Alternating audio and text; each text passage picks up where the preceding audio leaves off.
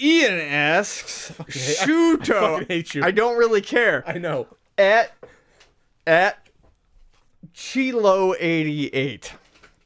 More replying to at Pixel. Oh, God! What factor do you consider when there's people living upstairs, Pat?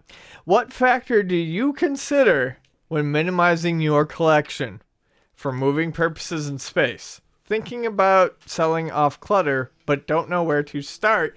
Hashtag CU podcast topics. I'm gonna fucking kick you in your fucking throat. Try Okay. it. I'll break your elbows. So this is a timely question because someone just moved into Castle Country, and I have a lot of shit laying around in boxes, and I have to put together the game room again. So I said to myself, all right, I don't want to go through this again because I have way too much shit to move. Mm-hmm. I have probably, I don't know, 80 times the amount of stuff that you and Vonnie have. That's not healthy. So, and I have a storage unit. Mm-hmm. So this is what I decided. I am going to look at my collection and be like, do I have an emotional attachment to this Odyssey 200 Pong system? Probably not. So that's how I'm going to decide to start to get rid of certain stuff. So I'm not going to get rid of the NES collection or the Turbo collection or the Master System collection. However, I don't need to have maybe 350 Atari 2600 games. I don't need to have 300 Genesis games. I don't need to have 350 or so Super Nintendo games. Like, I'm going to start strategically doing that. That said, I also have a shitload of vintage PC games. Some that are really hard to find. The only problem is no one fucking wants those at all. No one wants all my sealed key punch software, pirated shit made in Minnesota that has bootleg Wolverine artwork on the cover. No one wants that. No one sane wants that stuff. So some of the, especially the PC stuff, which I have large fucking boxes of. Yeah, I know. You want to buy those from me, Ian? I told you it was fucking cool.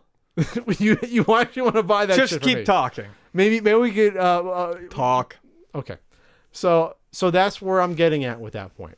Do I really need to have 12 NES box variants? Probably not. No, that's and a I'm no. only one away from having all of them. If you don't count that weird one that they cut out the styrofoam and put Stack Up in. Was it its own UPC? So it's probably not an official release. But it was probably like, oh, we have some Stack Ups laying Well, if around. you're Let's only throw one them. variant away, I mean, you might as well just get that variant. See, that's the sickness. See? That's the sickness. That's the sickness. Down with the sickness. One away.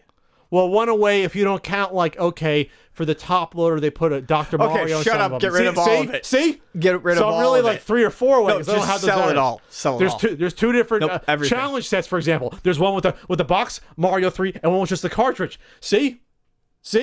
There's a lot more. Sell it all. So I might do that. I might end up with, instead of having 12 variants. Jesus. You I have said 3 or if there 4. was one more. It was actually not one. There's like 4 or Yeah, 5. See, right. where does it end? You So- tell me, Pat. So, what about you, Ian? You've pared down your collection. So I how did have. you decide what to So do? it was. How did you decide to sell your couch on me at overpriced? How did you decide to I do that? didn't at the time. It was reasonably priced, $30 under reasonably priced. So I paid $200 for that, I believe. No, you paid $145. No, I did not. Yeah, you did at a time when it was going for $175. Anyways, Still waiting on the manual, buddy. Anyway, for me, it was, I looked at what I had. I realized I didn't want to move my NES stuff around anymore.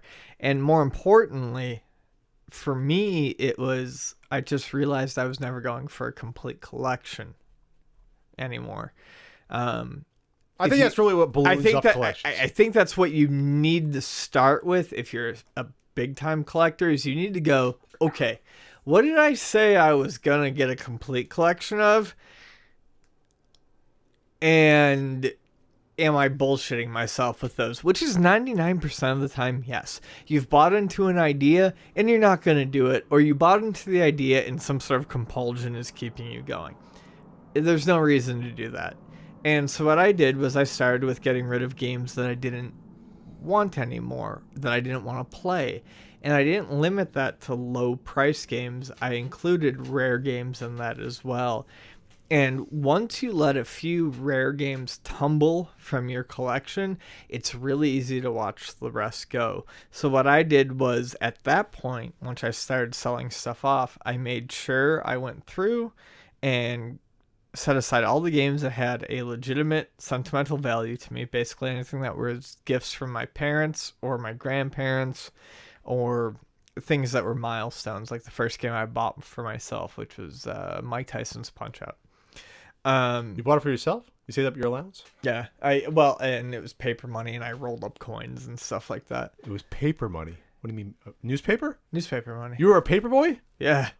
Oh my God. For a long, long time. We have our first NES Maker game. Ian as Paperboy. Just we'll do a ROM hack. Oh my! How come you never told me that? I don't know. That's brand new. I had 3 very large paper routes at one point in time. So anyways, so that was the first thing I did, was just being like, okay, you don't need complete collections.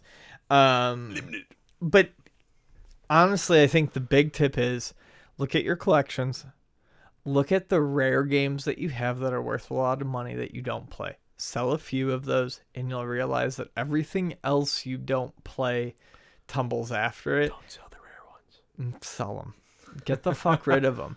That's what's keeping you holding on to your whole collection. Those are, I think, what a lot of people look at as keystones in their collection. And if they get rid of that, or they can't get rid of them. Sure. But once you get rid of them, you'll realize a lot of the other stuff you have is unessential, and you'll end up only keeping what you actually want to play.